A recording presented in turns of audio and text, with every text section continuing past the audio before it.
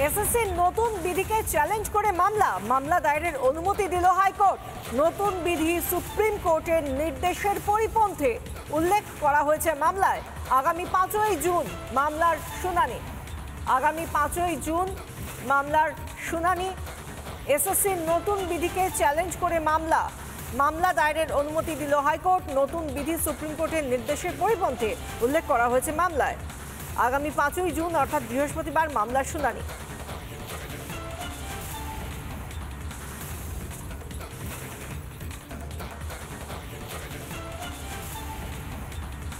লিখিত পরীক্ষা হবে 60 নম্বরের। যেভাবে নিয়োগের নতুন নিয়ম চালু হয়েছে তাতে বলা হয়েছে লিখিত নিয়ম 60 নম্বরের, ইন্টারভিউয়ের ক্ষেত্রে সর্বোচ্চ নম্বর 10, শিক্ষাগত যোগ্যতায় সর্বোচ্চ নম্বর 10, শিক্ষকতার অভিজ্ঞতার সর্বোচ্চ নম্বর 10, লেকচার ডেমনস্ট্রেশনের জন্য 10 নম্বর, 40 বছর বয়স পর্যন্ত নিয়োগের জন্য আবেদন। তপশিলি জাতি জনজাতির বয়সে ছাড় রয়েছে।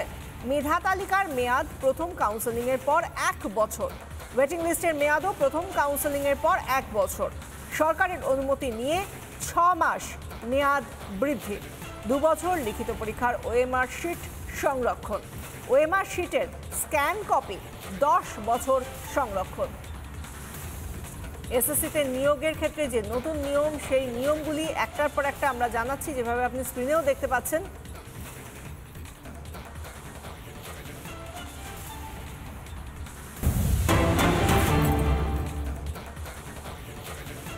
ওবিসি সংরক্ষণের হাইকোর্টের রায়। খসড়া প্রস্তাবে অনুমোদন মন্ত্রিসভার। ওবিসি সংরক্ষণ বেড়ে হচ্ছে 17%। তালিকায় অন্তর্ভুক্ত মোট 140 জাতি, নতুন করে অন্তর্ভুক্ত 76 জাতি। আগে 64 জাতিকে অন্তর্ভুক্ত করা হয়েছিল। মন্ত্রিসভার ছাড়পত্রের পর বিধানসভা আসন্ন অধিবেশনে পেশ হবে সংশোধনী পাস হয়ে গেলে আইনি বৈধতা পাবে নতুন তালিকা, যেখানে অন্তর্ভুক্ত মোট 140 জাতি।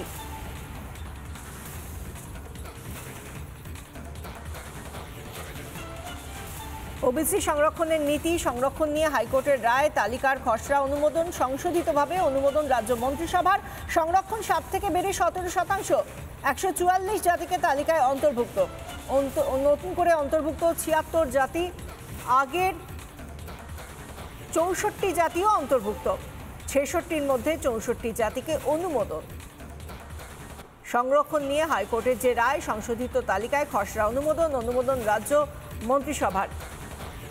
মন্ত্রিসভার এই অনুমোদন এবং এই গোটা বিষয় নিয়ে কি বলা হচ্ছে, কি প্রতিক্রিয়া পাওয়া যাচ্ছে জানার চেষ্টা করব। রাজ্য বিজেপির সাধারণ সম্পাদক জগন্নাথ চট্টোপাধ্যায় আমাদের সঙ্গে টেলিফোন লাইনে রয়েছেন। জগন্নাথ বাবু, আপনার কি প্রতিক্রিয়া এই অনুমোদন এবং যেভাবে 140 জাতিকে তালিকায় অন্তর্ভুক্ত করা হয়েছে তা নিয়ে?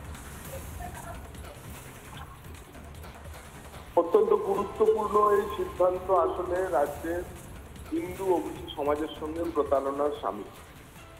আমি এই বিষয়টি ব্যাখ্যা করে আপনাদের আদালতের রায়গুলি এবং রাজ্য সরকার কিভাবে আদালতকে ফাঁকি দিয়ে এই বেঞ্চমার্ক সার্ভের মাধ্যমে মুসলিমদের ঘুরপথে আবার প্রায় 96-97% মুসলমান সমাজকে ওবিসি ক্যাটাগরিতে নিয়ে এলো, সেটা আপনাদের বোঝানোর চেষ্টা করছি।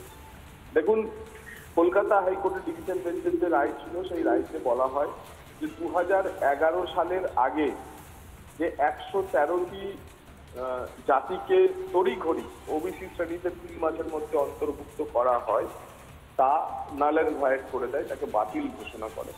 এবং এমন 113টির মধ্যে 4-5টি ছাড়া বাকি সবই মুসলিম জনগোষ্ঠী।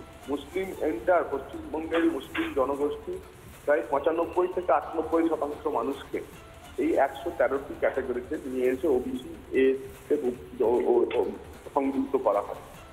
তারপরে তারা যখন রাজ্য সরকার সুপ্রিম কোর্টে যায়, সুপ্রিম কোর্টে 3টি বিষয়ের উপর বিবেচনা নির্ভর করে। এক হচ্ছে যে এই 113টি যে তালিকা তৈরি করা হয়েছিল, তার উপর কোনো সার্ভে হয়েছিল কি বিস্তারিত, তার কোনো জবাব রাজ্য সরকার দিতে পারে।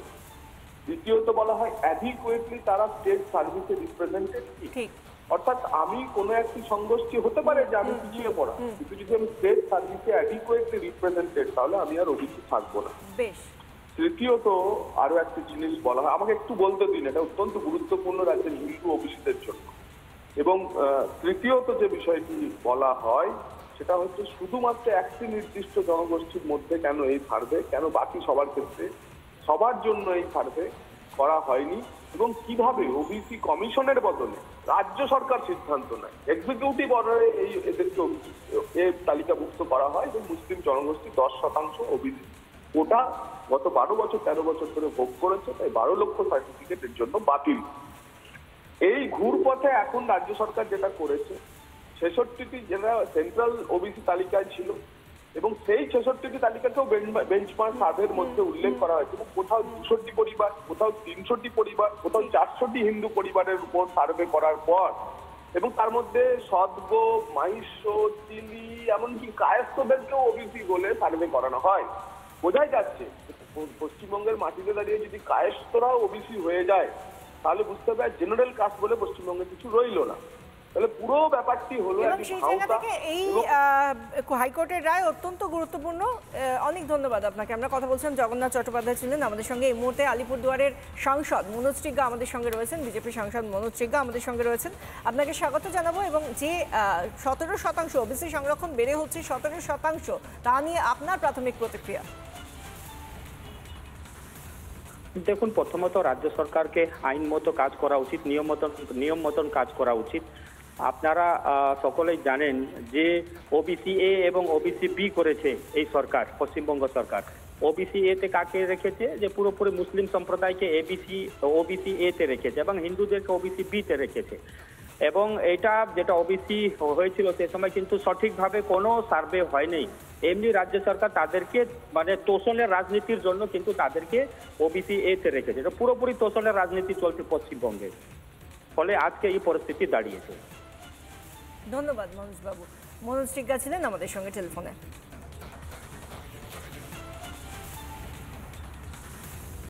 নানা ধরনের কন্টেন্ট দেখার জন্য লাইক করুন, শেয়ার করুন আমাদের ফেসবুক পেজ, সাবস্ক্রাইব করুন আমাদের ইউটিউব চ্যানেল। পাশাপাশি অন্যান্য ব্রেকিং নিউজের জন্য অবশ্যই চোখ রাখুন রিপাবলিক বাংলায়।